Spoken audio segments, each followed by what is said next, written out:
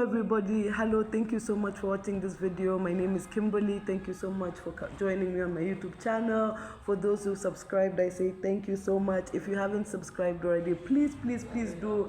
My dream is for me to keep sharing this content on addiction and mental health, and hopefully help an individual who is suffering, or help an individual's loved one. And then my big dream is to one day being able to generate an income from this channel, because many people in addiction or in recovery, we are always codependent or dependent on other people, and it takes us such a long time to stand on our own feet, to earn our own money, to start our own businesses, to be employed. So I really would like that to happen for me, because it will be such a blessing, it will be such a gift for myself and for my family, for me to finally stand on my own feet. So I thank you so much. Newton, I thank you so much for commenting, and everybody else who's commented.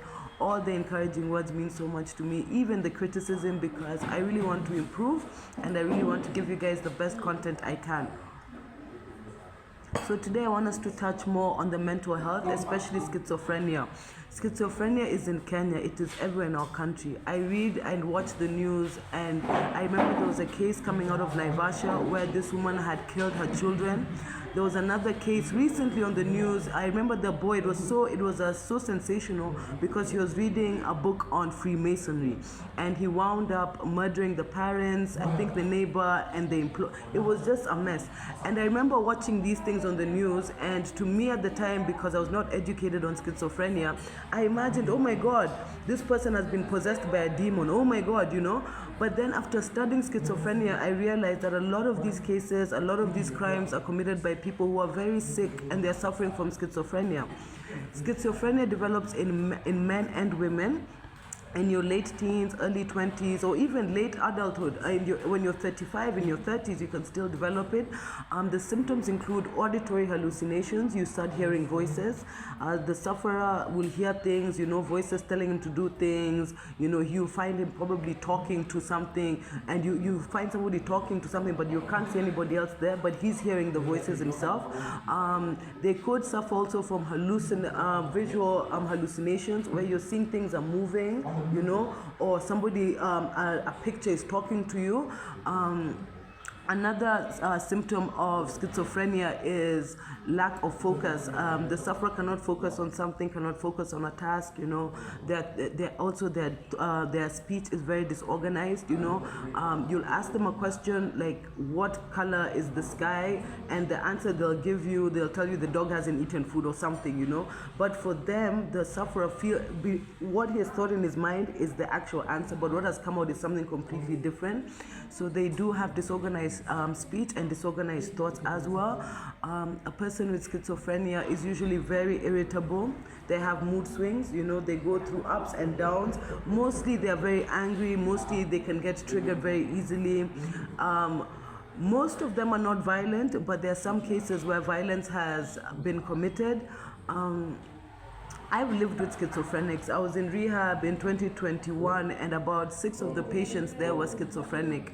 And I can give you first-hand account on what I experienced and what I saw. And I interacted with them, and they seem very normal. When a schizophrenic is taking their medication, they're completely normal. They're just like you and me.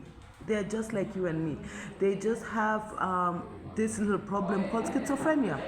So a lot of the times it goes untreated, because a lot of the time when a person starts hearing voices and seeing hallucinations, they don't want to tell anybody about it. They don't want to seek help, because the stigma in our country is so against people suffering from mental health. They'll label you a crazy person. In this country they say wazimu. You and your whole family will be looked at as being cursed or something. People will not want to marry into that family. People will be afraid of that family. Accusations of witchcraft will be hurled at that family. Probably in their businesses, where in whichever community they live in, will be disrupted, because people will not want to completely associate with them. So a person having mental health in our society is very detrimental to the person and to the family and to the community he comes from. So they try and keep it a secret. And how does a schizophrenic try and keep this thing a secret? I mean, you're hearing voices, you're seeing things. I remember one of the clients in my rehab was convinced the news anchor and him were in a relationship. So they also have delusions, you know. They live in a different reality. They see things completely differently. So when the symptoms, when the early onset of schizophrenia, a lot of the people who are suffering from the disease will hide it, and they'll hide it by abusing drugs. You know, a person would rather go and drink a lot of alcohol, so, you know, try to quiet the voices, you know, smoke some weed, anything that can stop me hearing these voices, seeing these delusions, you know. And you'll find a person who's suffering from schizophrenia is very irritable, very angry, you know, because they feel trapped in their own mind, you know, and they begin, as the symptoms increase, they completely start losing touch of reality, you know, and they're also very emotionally they are not developed. They don't feel so much, you know, especially love, you know. You find, I remember when I was in rehab with most of my schizophrenic friends, they're really my friends. I actually preferred hanging out with the people with schizophrenia than the normal guys, because a person suffering from schizophrenia is very childlike, you know, doesn't have the capacity to deceive, manipulate, and all of that. You know, they're so wrapped into this world that they're in, that they really appreciate when somebody outside of that world reaches out and wants to connect with them, because they've always felt like they're different. They've always felt like rejected, you know. And I remember even speaking to them in rehab and asking, when will your family visit? They were hardly visited by their families. And I do understand families will get exhausted, families fear the stigma, families just want to forget, you know. And in our country we have a mental institution. It is called Mutaiga Mental Institution, formerly Madare. It has a lot of stigma surrounding it. If your loved one is taken there, you know, you just feel like, oh my God. So they'd rather take their loved one and put them into a rehabilitation for 2 to 3 years. I'm so sorry for the noise. 2 to 3 years, and then maybe they come home. But then when they come home, sorry, I'll make a part 2 because of this noise. I don't know. It's very loud. I don't know if you guys will be able to hear it. I'll edit the video in case you hear it. So yes, so they'll be put in rehab for some time. You'll see the families maybe wouldn't want to visit because, you know, because the symptoms develop later in life. You know, families have already gotten to know their sibling or their daughter or their son or their cousin or their brother to that extent until they're teenagers. And then suddenly you're losing your loved one, you know. Suddenly it's not Kimberly anymore. Suddenly it's somebody else. Their thoughts are different. Their perspective is different.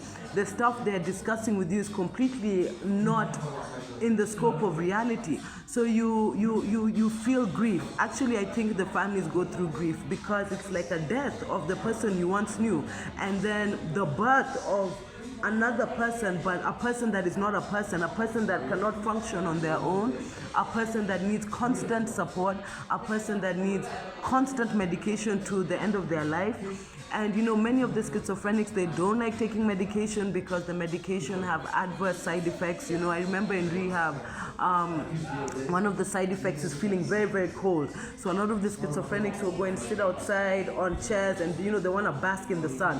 But then they'll sit in the sun for such a long time, they don't even realize that they're burning their skin. You'd have to come and tell them, go inside, you know.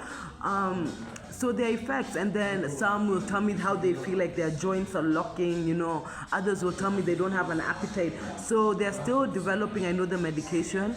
But if you see a good psychiatrist and you're put on your specific dose of your and they get the right medication and the right dosage, you will live a completely healthy life. I have friends who are schizophrenic that you cannot tell are schizophrenic. They are working, they are married, they have children, they're living an amazing life. But these friends I'm speaking of are not in our country. They're not here in Africa, they're not here in Kenya. they're in the first world countries, because there's a lot of stigma still surrounding schizophrenia, but not as much as in our society in Africa. So they're able to go to see the psychiatrist, they're able to try medications, they're able to discuss with their families and get that support.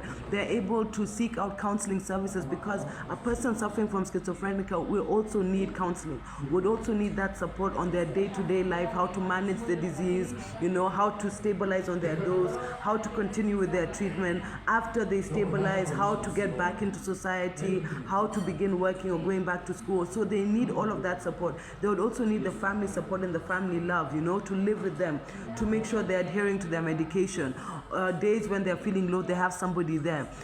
Because a schizophrenic person is still a human being. They still love like me and you. They still want to be loved. They still want more in their lives. I remember when I was in rehab with most of my schizophrenic friends, they would tell me, after I come out of rehab, I want to open a shop and be a shop owner. Another friend of mine, beautiful guy, he was a Somali, he was so amazing. He would tell me how he wants to start a shipping company. So they do have dreams. It's just they're trapped in this mind of theirs. It's like their mind is sick. Their mind is going against them.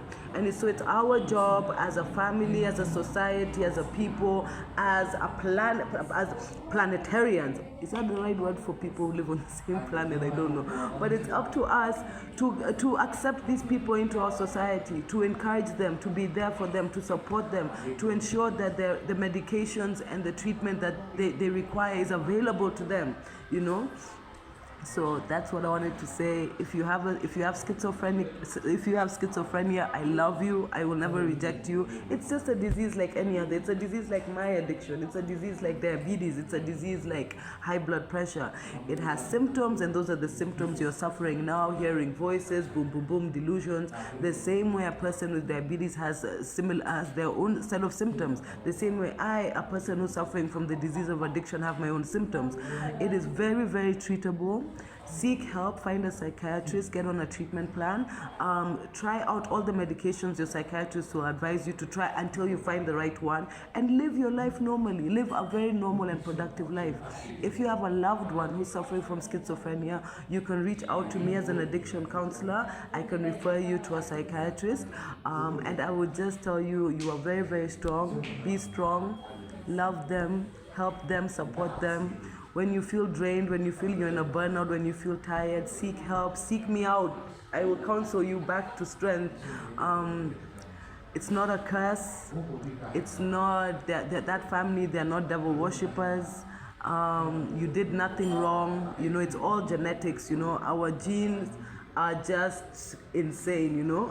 It's like putting your hand and do you remember that game, is it Omo box, pick a box, I don't know what, when you have to either pick a box or take the money. So when you're picking the box, that's like our genes. You don't know which you're gonna get. You don't know whether you're gonna get a child with schizophrenia, a diabetic child, or what.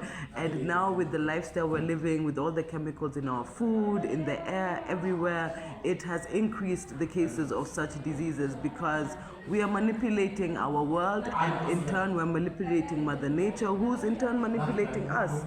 So we have to accept these things. God be with you. Thank you so much for watching. Thank you so much. If you haven't subscribed, please subscribe. For those who have, thank you. If you want, please leave a comment and a like. It will go such a long way. Tell me what else you would like me to hear from me. You may criticize me constructively. I don't mind. Any advice I'll take. Thank you so much and have a wonderful day. Today is Sunday in Kenya on the 13th of July. Boom. So happy Sunday to my Kenyan guys. For everybody else around the world, I don't know. Bye.